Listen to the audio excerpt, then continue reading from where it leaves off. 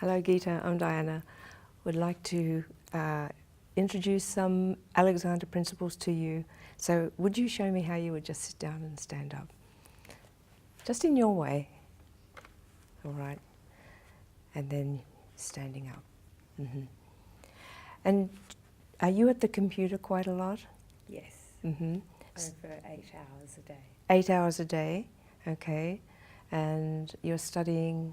Law. Okay then, so and it's full on for you. That's right. Not much reflection on perhaps how you're sitting at the computer, just getting in and doing it perhaps, getting what you have to do done. That's correct. All right. Just stand in front of the chair again. Where the Alexander re-education or pointers or the Alexander technique as a lesson is referred to, it can help you pay attention to you during the act of whatever it is you're doing. Sitting at a computer, going for a swim, riding your bike, you are conscious of a particular area that brings into balance the whole organism. And it really is the head-neck-back relationship, so that sort of simplifies it if you like. And the little guiding orders are, let the neck be free of unnecessary tension, that's understood, to let the head balance up on the neck's not leaning forward, so that the spine can lengthen during the act of whatever you are doing, and the shoulders can soften and widen out. Softening, widening out across the whole torso, widens. Now I'd like you to just sit down again, as you did, and then if you stand up again. So in light of what I just was talking about then, the head-neck-back relationship was very much jeopardized. Mm-hmm. Our head weighs about 4.5 kilos. That's a lot, sitting on a little neck. And we would rather it not go back and down when you sit down, because it just puts the spiral and the compression, I should say, rather than the spiral, all the way down your back. It also, for women, interferes with our pelvic balance, and to not least of all, the feet. Our feet are not going to be grounded if the head is kept throwing back and disturbing the pelvic balance. Now, I'm going to guide you into the chair this way with those principles so you can think about them during the act of actually using them, if you like. So you'll be doing the thinking and I'll be doing the moving of you, just in a general act of sitting down. We do it all day long, sitting down and standing up.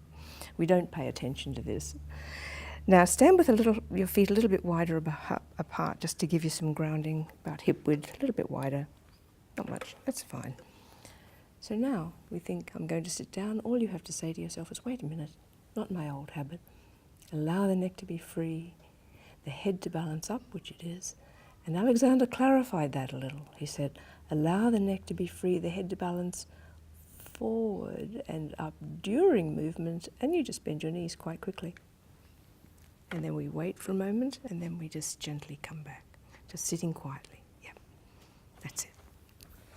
So that during that act, we're going to not put compression on this back, so that you allow what those last words, those little last guidelines say. Allow neck to be free, the head to balance up, the spine to have its length, the torso to widen, which is certainly what it's doing now. And then you've got a lovely breath. By a lovely breath, I mean what Alexander called full capacity breathing, where natural breathing. It's where the lungs are getting air down to the bases of the lungs. It's not just upper respiratory, panic attack type, nervous situations. We can always come back to the inhibition of Alexander lessons, learning to stop the automatic response to a stimulus. And we have the guidelines, lovely little guidelines. Allow neck to be free, the head to balance up, which it is. Your torso's lengthening, softening and widening, all that is taking place. So why should that be disturbed? Simply because you bounce out of a chair. We just do it unconsciously. Up goes the chin, crunch goes the head, and we stand up all day long. Terrible, terrible compression unconsciously. With this work, you're not doing that, so this becomes so strong and very flexible, and you become free of a lot of harmful habits. For me to help you, or to help you get that experience, we'll just stand up. To allow now to, before we stand up, it's an idea to bring the feet underneath you just a little bit more, and then we just wait, come quiet, not getting ready to push. Because I don't want the attention to the legs. That's your stand. It's already in the brain mechanisms that you're about to stand. We don't have to do any more than that. It's there. What we do have to do is prevent the head, the habit. Allow neck to be free, head to balance. Beautiful. And then I know, watch the chin. That's going to work. A little bit of arms coming forward, but that's all right. We gently let the head float up again. Yes, yes, yes, yes. And up you go. Lovely. Strengthening, letting the back lengthen. Torso to soften and widen. And widen. Beautiful. Just quiet. Yes. Nice. See, you're not trying to breathe there, it's just happening. Quite naturally and quite deeply.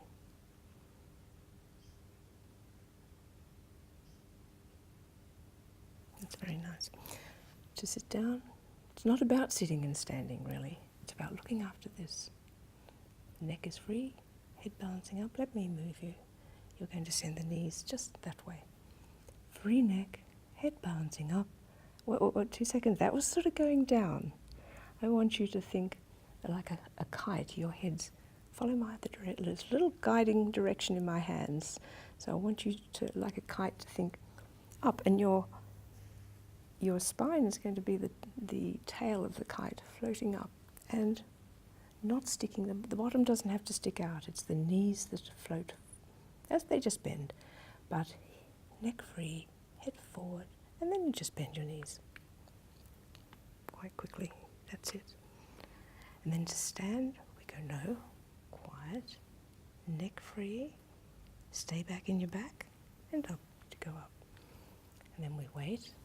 Soft legs, even if we just flash on all the areas, allowing neck to be free, head to balance up, letting the torso lengthen, soften, and widen, and widen. That's it, and wide. So you can allow your neck to be free. During the movement, I want you to come into that hinge. That's lovely, and bend the knees quite quickly. Well done, that was easier, wasn't it? Yes, lovely.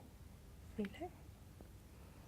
And then you stop. So it's not about, I'm not interested in the movement per se, I'm interested in where your thinking is. Letting the neck be free. I know the movement will be very much in balance if the thinking is there that links that. That's just lovely. Go to get up. No, not my old way. Yes, beautiful. It gives a flow to the whole being. Up you go. And it's effortless. You really didn't need much there at all. And to think I've not seen you before in all of this new experience is very good. Just quiet. Because it's going into the unknown when we come along for an Alexander lesson. You know, we're going away from our habit, and all of a sudden we're focusing on to this instrument. It's very important. So when you're cycling, when you're cooking, which is what you also enjoy, I believe, very important that you be very creative in how you're using your head, neck and your back. And hopefully, Alexander, this tiny little introduction will give you the real conscious awareness that yes, you can stop and say, wait a minute, that preparatory work of looking after you, just free neck, just free shoulders. When we hold the bicycle wheels, we don't have to clench, just in readiness, just enough. Neck free, shoulders free, arms free, hands just enough. And then when we do need to pull weeds out of a garden or what have you, you've got all the strength in the world because you've got a strong back as a result of letting neck be free, your head balance up. It's not a weak back because you're not compressing it when you move. To sit down, we go, wait, no, I'd like to flow up. I'm going to go up and just let the knees float. Beautiful. Free neck. And even if we were to experiment very interestingly with this atlanto-occipital joint, to look down at computers, and that's another thing that you're doing all the time, we can tend to drag the neck forward to look down, as in like that. Whereas you've got this hinge, this atlanto-occipital joint, right between the ears. If you put your index finger just below the earlobe, there's a little hollow in there. If you were to bore right through, not a particularly nice thought, but you'd meet the top vertebra of the neck, and the head, there's little condyles that the head floats on that, and that's where you can rock from to look all the way down to your keyboard and to type, and to look at your mobile phone as well if you just let that go. And yeah, so that's very viable to you, a very viable joint, without any compression on your sternum and pulling your arms down. You know, so it's allowing this lovely open chest, free neck, and then you can key. When you are at your computer, I would like to recommend that either use the back entirely, where you're resting up and against it. But if you're not using it entirely, please come away from it more than you are, that you're more to the front of the chair.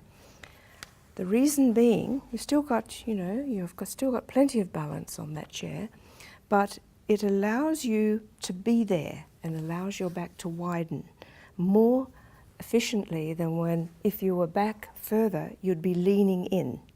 And it's that leaning in that allows the slump. Whereas here, you're quite solid. And you've got that solid base, which is really important, this sacral area, and particularly for women with our gynecological organs, this area must not be yanked in. Just yank that in for me.